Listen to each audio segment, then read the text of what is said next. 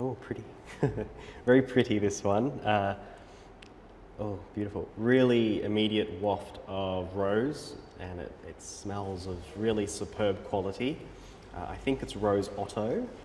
This is a really fantastic quality of rose essential oil or absolute, or just really quality natural material, leading me to believe that this is a Rose Otto employed.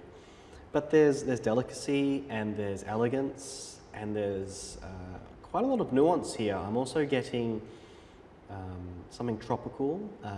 Frangipani is what's coming through. Some mosses, geranium. It's really, really complex and really beautiful. I'm thinking of an English garden, so this could only be number 88 from Czech Speake. I love this one. I really like floral fragrances, and the rose here is incredible. This is one of the nicest rose fragrances, which may surprise many people, given that this is a slightly more masculine fragrance. To me, this reminds me of an English garden. So lots of green, lots of roses. There's a touch of spiciness at the top, and herbal qualities even. But I like to think this is the result of the geranium that they use, which is a cross between a rose and a mint. Really fresh. It just pulls me down into it, into its texture, into its body. It's really, really stunning.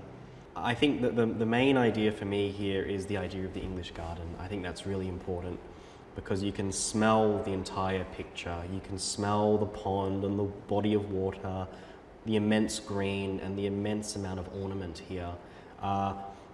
In my mind, this resembles Eucharist in a slight way, but this moves in the most wonderfully ornamental direction. A really wonderful floral fragrance with a dark heart.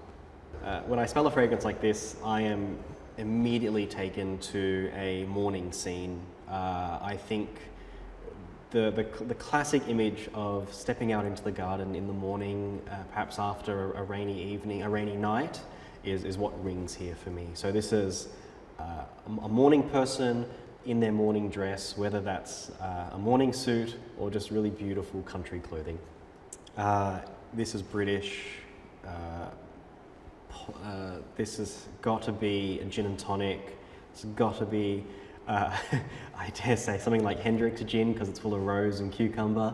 Although that's Scottish and they might not want me to say that. But yeah, a very floral gin. This could be gin and tonic, could be an aviation, but a twist in which you're replacing the violet liqueur with a rose liqueur. That is a good question.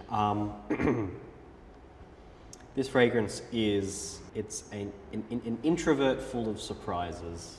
There is such a concentration and a singularness to this fragrance, but it also has an amazing sense of, it's like a polygon, it's full of dimensions, so it's a surprising introvert. This is someone studying Homer and Seneca and Cicero and all the classics. So we're looking at ancient languages, we're looking at Greek literature, Latin Roman literature. So a very classically rooted fragrance. I've worn this a few times and I've always enjoyed it.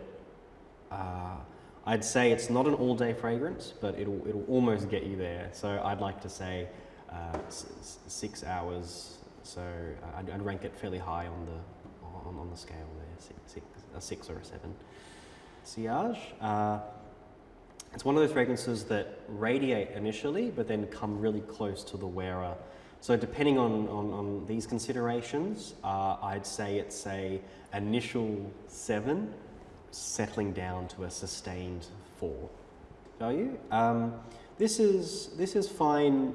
This is a fine brand. It's fine perfumery. You're paying for great naturals and great quality ingredients, but also a sense that this is an exclusive perfume that isn't replicated everywhere. And in this regard, I think it's great value. But I would say this is right in the middle at a 5.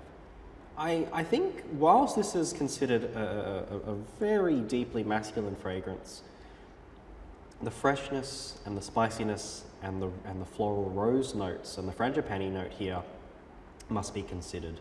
So I'd actually say that this is a super classical Chypre style fragrance, and it falls smack bang in a very unisex style. I think it depends on how you frame it, and yeah, so very, very unisex.